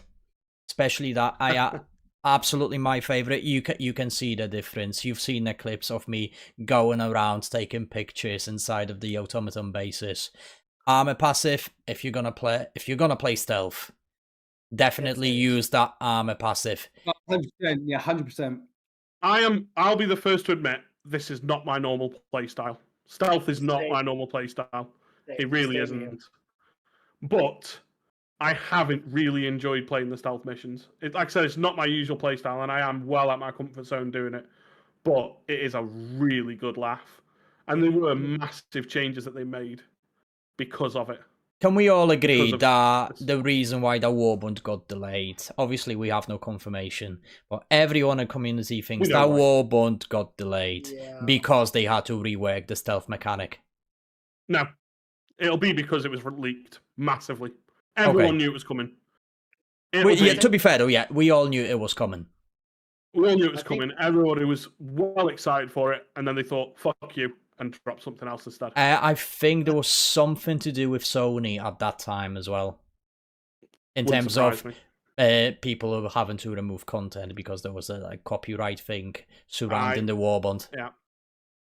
I think I can speak for many when I say this, but the way they did the C4 pack, with the detonation thing, absolutely brilliant. I do wish we had a different keybind to blow up the That is C4. My only gripe with the C4 pack is the fact it's very, especially on because I play on PS5, as does. It's just really clunky. It's very clunky to throw and then to have to switch mode and then blow. Why wasn't it down on the D-pad? Like the Hellbound backpack, you can activate it. You down on the D-pad. Yeah. Why was that? You could throw normally down on the D-pad will explode. Why was that not a thing? Why do we have to switch modes? Which is very, very clunky. Oh, why can we not do it the same way like you have with every other game? Like Battlefield, you've got a C4. Left click to throw on a mouse, right click to detonate. Exactly. Yeah. That's just that would be the same. Yeah. Like that's my only gripe. Yeah. I mean, I can even overlook the fact that it takes a backpack slot and a third weapon slot, but that's just my only gripe, that I wish that there was a different keybind for it that you could take. But because even when you're in like a chase sequence and you throw a few C4s at the Hulk or whatever, you need to just focus a little bit. You need to focus a little bit to go to change the setting in the C4 to actually blow it up. It's a bit frustrating sometimes. But overall, it was definitely a really good Warbond. I have genuinely enjoyed having it. I might be the only one, and I might piss Keach off as well. But I don't like the looks personally of the skins inside the Warbond, but I do love the skin in the Warbond Superstore. And I know, Keach, it will piss you off, but I do like the one in the Superstore. The one in the Superstore is nice. Yeah. To be fair, they're all nice. I actually really, really like them. All of them. It was good. It was a good Warbond though. Like just all genuinely all silenced weapons. Just good shout. Although the Educator was a bit shit. Right, you wanted to touch down on the weapons as well, and you've said this before, you've mentioned it in the agenda as well. The R-72 Censor. Great weapon, shame it's a light pen. I would love it to be medium pen. I know why they've made it light. Yeah. Because it's suppressed and it'll be, I get it as well. But bloody hell, it's I just don't want to use it. You know what I mean? When I'm fighting, once you get noticed, because I like to sneak around, that's fine. It's a struggle. Once you get noticed, it's it's a struggle. Yeah, you're like, oh, I made him to the rescue, and I have to run away. It's a risk versus reward weapon, in my opinion. Yeah, of course it is. Okay, all right. But then, all right, yeah. Yeah, but then so I've got the same problem with the Educator as well. No, sorry, the AR-59. Sorry. Suppressor. Again, I'm just not a fan of it, but I think all ARs should be. Since when is an AR in reality not a medium pen weapon? It really. I know, yeah. However, I do like its fire rate. So the things I like to use it against is the Voteless. I think once you get close and personal, it can be good to some extent with crowd control. It's good against the little bugs. But then when it comes to like fighting an alpha commander, you need to put almost an entire mag into it. And unless you've got a siege ready armor passive, it can become an issue. However, sound design on that weapon, great. Visually, weapon design, also great. I'd say that on all of them, to be fair. I'd say that's all of them as well, to be honest. The sound and the visuals are really good on all of them. Yep. I do find the Re-Educator a bit weird of a choice. don't get it. It doesn't really kill. When you Yeah, shoot, you basically attract know what it the enemies does. to you. Right. Yeah, what does it do? So What does it do? So I actually did some digging into that weapon. I've watched a few people actually use it. The thing is though, yeah, it's not very practical. However, when it comes to the stealth mission, you can just one-shot the Hulk. That Hulk becomes... Basically, you are undetectable to that Hulk for about 5 seconds, and you can sort of stealth its way around it. It's not designed to kill, it's designed to distract. Think about it as a dart low grenade. So you shoot the enemy, that enemy is completely oblivious that you are there no matter how close you are to it because it's under that gas effect. You move away, if you need to hit it again, you hit it again. It basically blinds the enemy. That's the whole purpose of it. The purpose of that gun is not to kill, it's to blind. It's your... Right. It's your... It would be nice if they were to explain it in game because... Yes, don't yeah, think I the agree. game would- It's essentially like a portable dart flashbang. It's Right, it's okay. a silent flashbang. It's... Does that work in the heat of battle though? If they if No, they discover no, you and you shoot no, it, say, no, that's right. it. No. So You need to be have to do it to get strictly around stealthy. something. Okay. You need to be strictly stealthy to use it. I can't. That's very niche. Extremely, imagine many extremely situational. I can't imagine that being particularly. Don't get me wrong. It's very satisfying when you pull it off. But the situation wise, you need to play the stealth mission first of all to make this work in any way. If you don't, yes, then it's useless. Okay. Fair enough. If I didn't know that. Thank you for that. Okay. That's useful. And then, of course, the latest one we've had is Siege Breakers, which I actually genuinely like. This Warbond. Siege Breakers is fun, man. It's fun. It's a nice Very. style. It's fun. I was very skeptical when it first came out. Armor sets, visually, I think they are absolutely ugly. Their armor sets are ugly. They are ugly. They are very ugly. But the weapons, mwah. I do think the head first armor set was a bit inspired by Bane from Batman. With that think? mount, yeah, with that. I can mount see thingy on it. Yeah.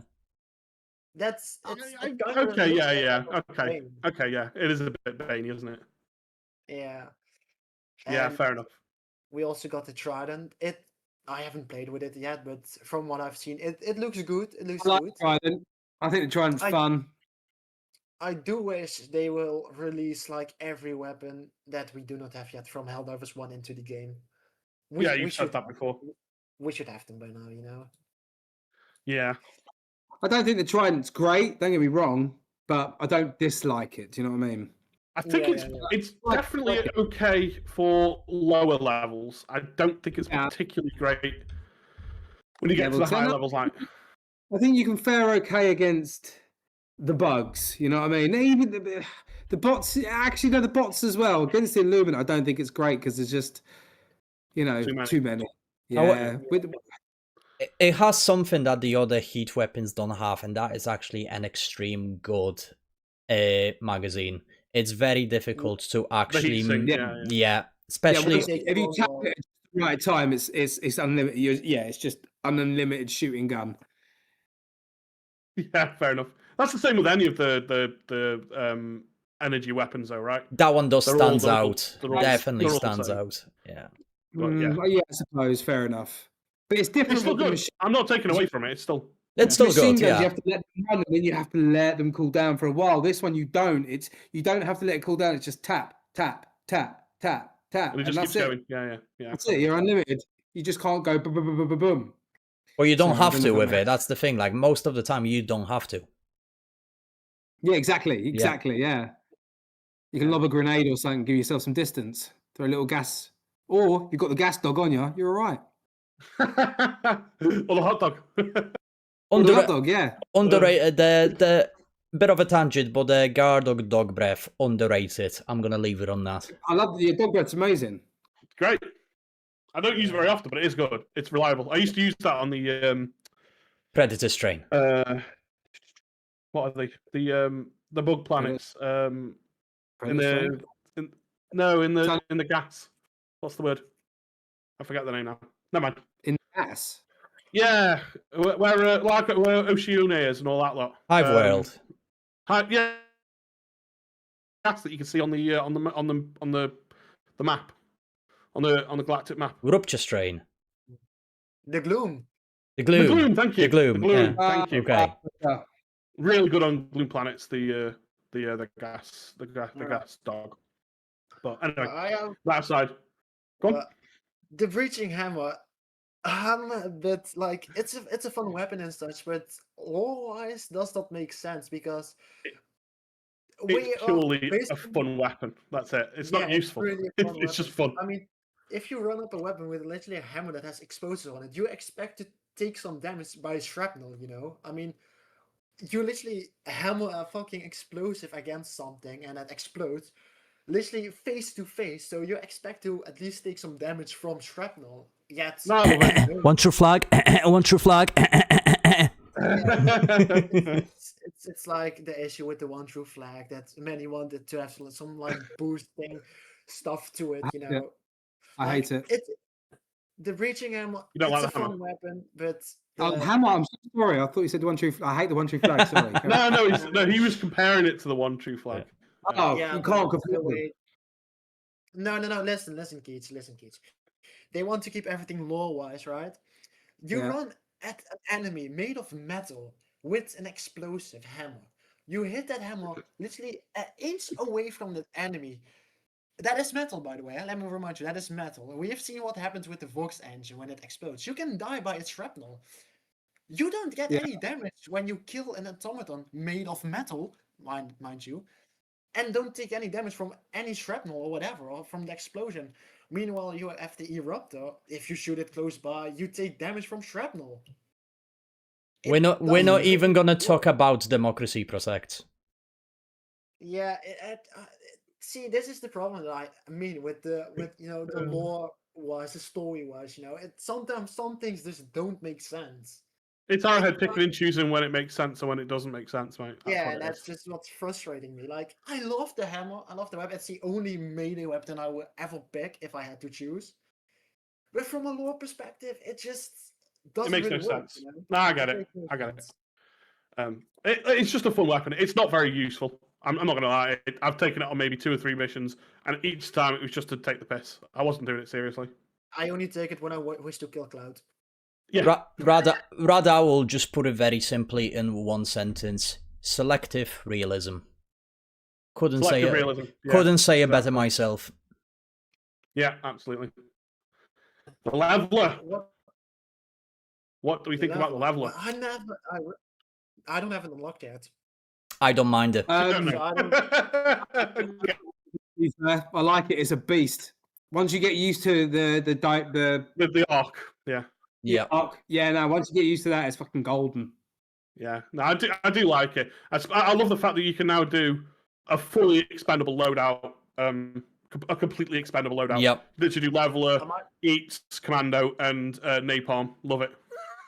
I might be stupid, but that's because I do not have it unlocked yet. But if you kill it, then do you get 1 or 2 levelers? One.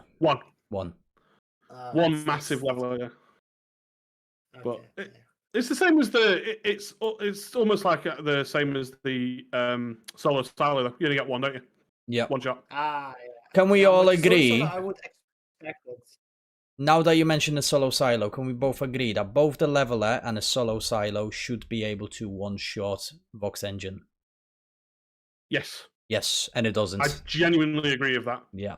No, it doesn't. It's a really. I mean, we're going off topic a little bit, but the solo silo is a very confusing weapon because it can't take out Eye of Sauron's. Jammer. It can't take those out. Detector tower.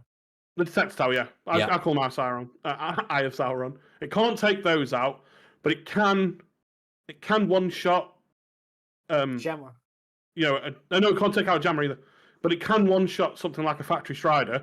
But a 500 kg can't one-shot a factory strider, but yet can take out the Eye of Sauron. Like, The durable damage is massively against inconsistent. The Massively the demolition force needs to go reworked across many things, and they've nailed it with the C4 backpack. That small little change made a significant improvement to it. I mean, It's actually- three C4s can literally destroy a Vox engine. Yes, they can. Yeah. So It's- sometimes it just don't make sense. It's the same. It's the same thing with the only time I take the solo silo really is on the destroy command bunkers for bots, because again the solo silo can one shot those the bunkers themselves, but a 500 can't. But yeah, like I said, but with the towers, The explosion it's the other way radius, around. it's the same. Yeah, it's crazy. Yeah. So I don't understand it. It's an inconsistency they need to sort. Is all I'm gonna. I'll leave it there. It is a good weapon though. The level I do genuinely like it. I do like it. And then the last thing that was in this Warbond that really was the the belt belt-fed fed. grenade launcher. No. We also had the shield throwable. Oh Yes. yeah, okay, yeah, you got the shield. To be fair, that's been well useful. I've seen loads of people I just chuck love them it. down and stand in do- them and be well protected. I mean, so they are useful. I do must say they kinda lied to us with the thing that they said with the shield grenade that when we throw it we could be safe from a hell bomb, when we do it and make it explode. But when me and Cloud tested it, that basically still killed us when we were in the shield and made the hell bomb go boom. It's inconsistent. I like it, but it's It's inconsistent. Yeah. Right. I like the idea of it, but I would never take it myself because I think I'd rather have Thermite. thermite Yeah. or something else, depending on which faction you find. I'd rather just take an actual grenade rather than those. But I can see why people use them. So, Yeah. and of course, then Yeah. the last thing in there is the belt-fed grenade launcher. Not original, Yeah, like you yes. said. It's Yeah. not original. I like the idea of a belt-fed grenade launcher, but I until Lasers corrected me, I actually thought it was a medium pen weapon, and then it was going to be heavy pen for the normal grenade launcher. But that's not the case. So why would you take one over the other?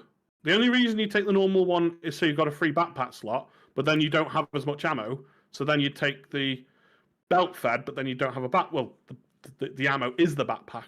So why would you take one over the other then? Like it's just not original. It's not. a bit confusing It's why really they not. put it in. I It's think like they went. Everyone loved the maxi gun. I'll tell you what we'll do. We'll just do a grenade launcher version. of They're it. gonna do the same thing They with a should be- flamethrower, with gas now, and everything. Yeah, they probably will. You're Yeah. probably absolutely right. They're probably that's exactly what they'll do. I'm enter league territory here, but there has been in the files a flamethrower with a backpack. Yeah. Has been leaked. in Has the files. there? Wow. It Okay. has, Surprise, it has, surprise. it has. That sounds interesting. I don't know actually. That's something I'd probably use again for a couple of days. But then I don't know. I just don't like flame as much. I much prefer I'm not- an actual weapon. You know what I mean? I want to feel the Boom, power. I'm big doing. boom. I want to blow something up. I don't love. I know fire's good, and I know people love it, and I understand it's got its place. It's just not for me. Yeah, but I Yeah. think they're gonna milk. I think they're gonna milk these belt feds stuff out, like they did with the oh my days, those drones. Fair Oh, play. with the gas. Yeah, I think they're gonna milk it out with that as well. Now that they knew out how it worked, how they can code it in the game, Yeah. Mhm. Well, I think that's it Yeah. for. Oh, for what go on. what we think of the armor passive though, when the wearer takes damage but regains some stamina. Yeah, it does And, nothing for me. I really don't haven't paid like- attention, to be don't honest. like- If I I'm don't really taking like- damage, I'm going to stim, and if I stim, I'm going to get that back anyway. So Yeah, I don't it like the really way of wasting your health in order to get some stamina back. yeah, I not I enough don't either. like it. I mean, we are basically die very quickly lately, especially with the Yeah. stim delay now. So Yeah. I just do not like the passive. Yeah, Ah, no, yeah, it's, it doesn't for me as well. it's absolutely pointless. Basically, it's if you like the way it looks, wear it. That's it. That's the only reason. And also, this is also the only warband, for now at least, that does not have a superstore variant of it. Yeah, that's true. Yeah, you're right.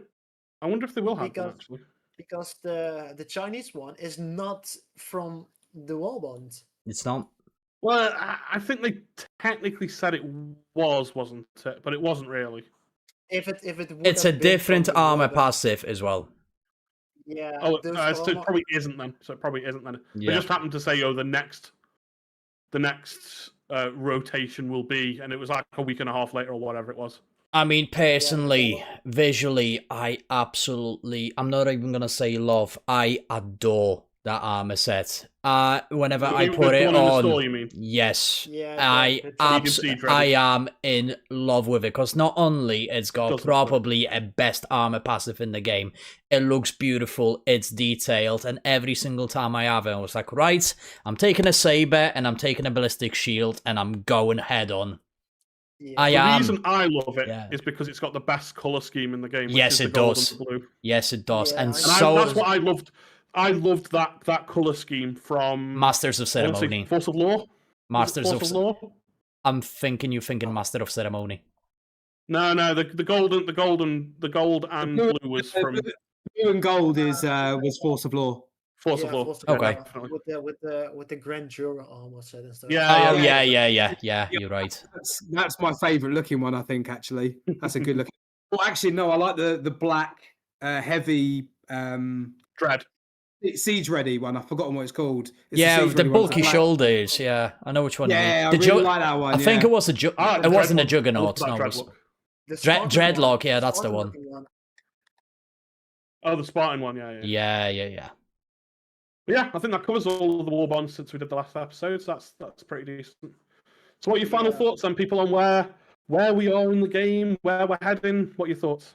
Well- I have a big thing about it because for now, the way they did Machinery of Repression, it feels like a massive middle finger to us divers because they did this entire story with this new force of reserve of forces. You know, I like the concept of it, but it has many flaws. The way that it was galaxy wide was just something I did not like in the slightest because they said it didn't do much, but you cannot be serious when there are on a daily basis like 30,000 people not doing anything about that at all for Cyberstan, you know. So it already costed like so many reinforcements. Also, that the second phase 3, I think was just rigged, so it was already like forgotten about. I just did not like it, and it made just the entire community just fight each other. Basically, we had people saying that it was because of the ego divers. It was because of the bug divers, the people who dived on Aurora Bay, etc. It's the developers literally made us all fight each other basically, and did not really give a fuck. And they Fair point. never really said something about it. Which is just something I just did not really enjoy. Fair enough. Right. I'm gonna say one thing. We are so back. Jokes, of course. Yeah. Now, with all honesty, I'm gonna say it again because I'm very proud of that one. Machinery of Depression. Overall idea, same as with every update. Great. Addition of the content, great. But we said it before, we're gonna say it again. Arrowhead is very good at making content, but it's very, very bad at maintaining it. And I think the overall structure in Arrowhead needs to change. They need to stop prioritizing the law above everything else. Because how many times did this happen when they introduced the content and they took it away? It happened with Calypso, it happened with Heart of Democracy, it happened with Into the Untested, and now it's happening with Machinery of Depression.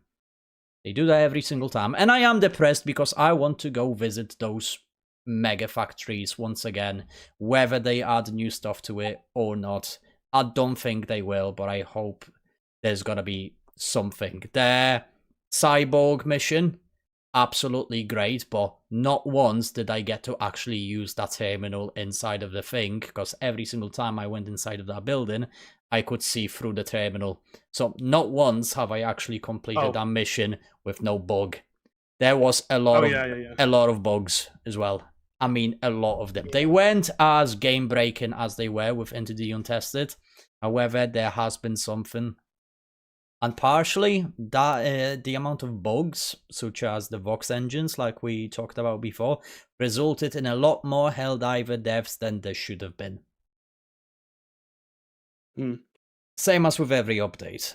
Arrowhead, just please listen to us. Take the feedback. If one of the developers somehow watch this podcast, please provide a good feedback to Pillerstead, Ericsson, Baskinator, whoever is actually taking on the community feedback. Because at the moment, we have community managers, but we don't know who to talk to. And I think that has been a consistent issue inside of the Arrowhead. And it needs to get sorted. But on a positive note, Arrowhead, you have delivered a very good update. Content-wise, keep it coming. And most importantly, make it stay there. That's just my 2 cents on the matter. Yeah, no, I think I agree. It was a fantastic update.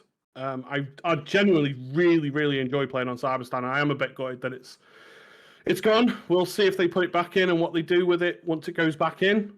There's not really much else to add. It was really good. Sort out the bugs, sort out the clipping from the Voxes, spawn rates, anything else that people reported that perhaps we haven't mentioned or anything like that. Maybe not the rocket spam that those Vox engines do, you know. I think that's probably part of the difficulty, but maybe they are, because they do seem to just absolutely spam. They spam it, and we know that the Rocket Devastators had a change with those rockets that they got. Oh, did they? Because Right, now- okay, I didn't know that. yeah. Okay. Yeah, now enough. they only have like one reserve if they shoot their rockets. Yeah, fair enough. That's fair enough. Yeah, but otherwise, yeah, carry on. Hopefully, you'll fix these issues and get it back in, and get the content back in, and then we won't be without it. And prioritize the game over lore. Yes, prioritize the Yes, game over most lore. important one. Do better Yeah. at the storytelling when you do want to tell a story. 'Cause it's shocking. Otherwise hire me.